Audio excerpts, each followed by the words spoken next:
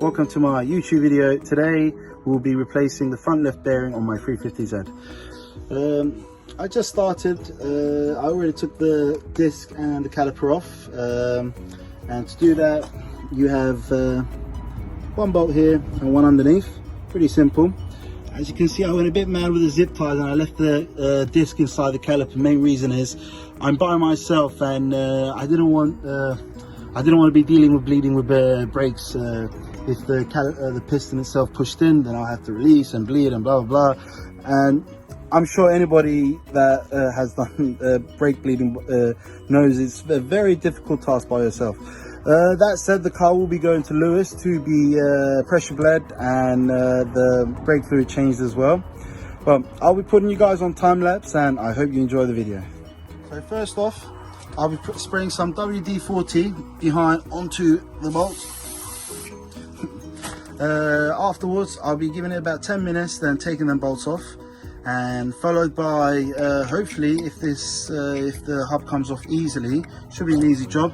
But from the looks of it, it's not going to be so easy. So I'll probably end up getting the oxyset in it, heating up a bit, and slightly hammering, and it should hopefully pop off. Another trick that I learned was the hub bolts. Just keep one a bit in and just hammer it, tap it on the back slightly as you heat them, and it should pop out. And what I should demonstrate, well, when you're driving, this bearing is making a lot of noise, but have a listen to this. She is definitely toast.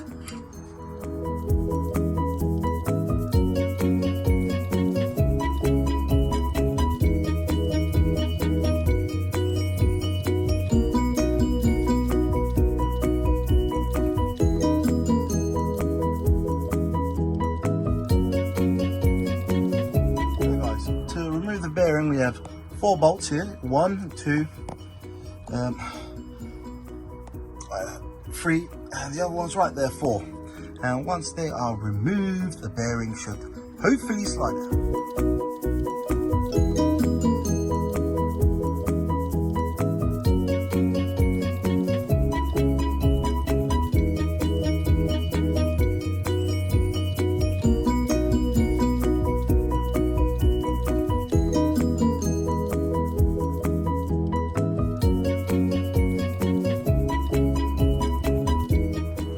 Not every idea is a good idea. Anyways, carrying on. Now, that does not look clean, does it? Ooh, look at that. Well, that's what we took off. Oh, yeah, the inside of a bearing should not be like that. Well, now I will be cleaning the housing. Once I clean the housing, I'll be installing the new bearing.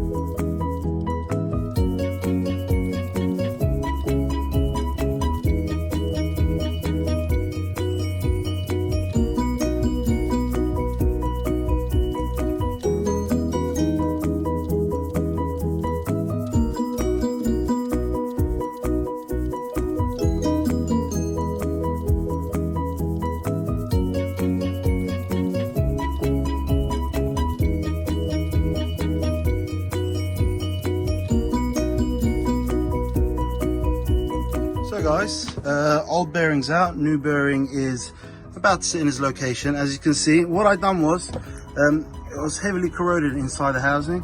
So with a wire brush and some sandpaper, I was able to clean that out. Now, all we get left is push this into where it's supposed to be. Yeah, and then 4 bolts in the back, caliper back on, disc back on, caliper back on, wheel back on, and everything should be done. This moment that he knew he fucked up.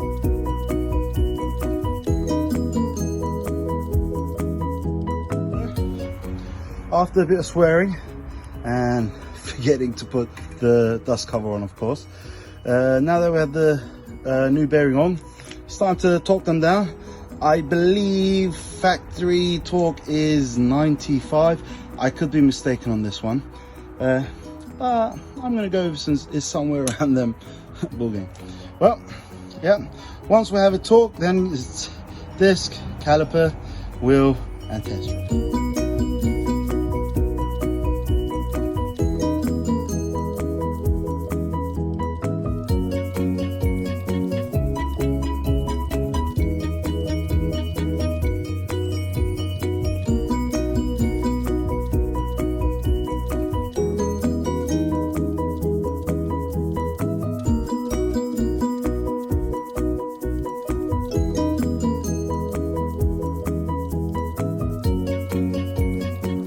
Well guys, that's the 350Z complete. Old bearing out, new bearing in.